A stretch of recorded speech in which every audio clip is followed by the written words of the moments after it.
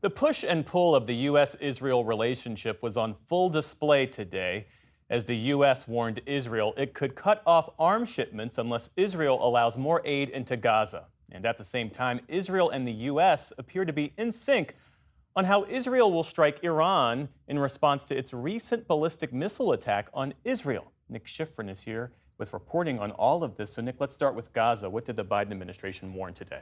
Jeff, U.S. officials are increasingly worried about humanitarian conditions in Gaza since Israel launched a relatively new operation in the last 2 weeks. The UN says some 400,000 Gazans have been trapped by intense airstrikes and ground operations. Only dozens of trucks have entered since October the 1st. And the U.S. says aid delivery overall has fallen 50% from its peak. So, Secretary of State Antony Blinken and Secretary of Defense Lloyd Austin sent a letter to their counterparts with a long list of demands, including enable 350 trucks per day into Gaza. The number right now is a fraction of that.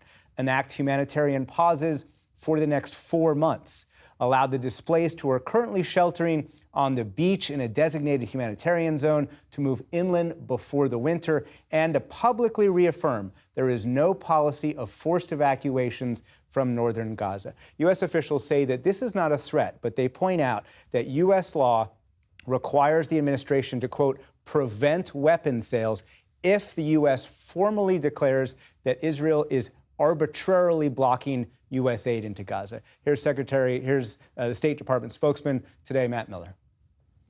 We know that it's possible to get humanitarian assistance into Gaza. We know it can be done. We know that the various logistical and bureaucratic obstacles can be surmounted.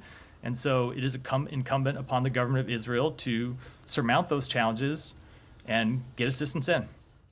Back in April, U.S. aid and a division of state, Jeff, argued that Israel was already arbitrarily blocking aid into Gaza. And back then, Blinken used a snapshot in time rather than months of arguments to argue that Israel was not arbitrarily blocking the aid. This time, the U.S. has given Israel 30 days to comply, despite the fact that nothing in U.S. law obligates a warning, which means that the deadline is after the U.S. election.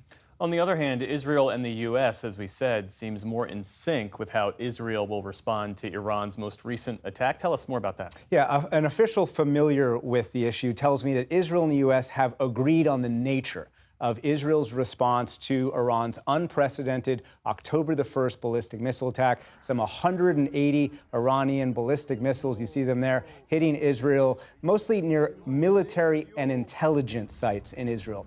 Publicly, President Biden and privately, U.S. officials have told Israel that they would oppose strikes on Iranian energy or nuclear sites. And instead, they want Israel to essentially target parallel sites, military or intelligence sites in Iran. The official familiar with this issue tells me that Israel's response will be, quote, mainly military targets, quote, substantial. And while they won't preview the timing, this person says that it will happen before the U.S. election. U.S. officials hope that the nature of Israel's strike will end this round rather than inspire Iran to launch another round of ballistic strikes, and the U.S. has made that hope clear to Iran.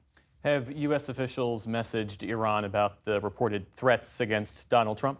They have, absolutely. As we've reported here, U.S. intelligence briefed former President Trump and his campaign, in the campaign's words, of, quote, real and specific threats from Iran to assassinate him in response to the death of Qasem Soleimani that Trump ordered in Baghdad in early 2020. And a U.S. official confirms to me, quote, at the president's direction, we have sent messages to the highest levels of the Iranian government, strongly warning them to cease all plotting against Donald Trump and former U.S. officials. And the U.S., Jeff, would consider an attempt on Trump's life an act of war. Biden has already told the Secret Service to provide former President Trump every level of protection they can. Trump campaign recently asked for more. They asked for military aircraft, including, and for its part, Jeff, Iran denies any plotting against former President Trump. Okay, Nick Schifrin, thank you for all that reporting. We appreciate it. Thank you.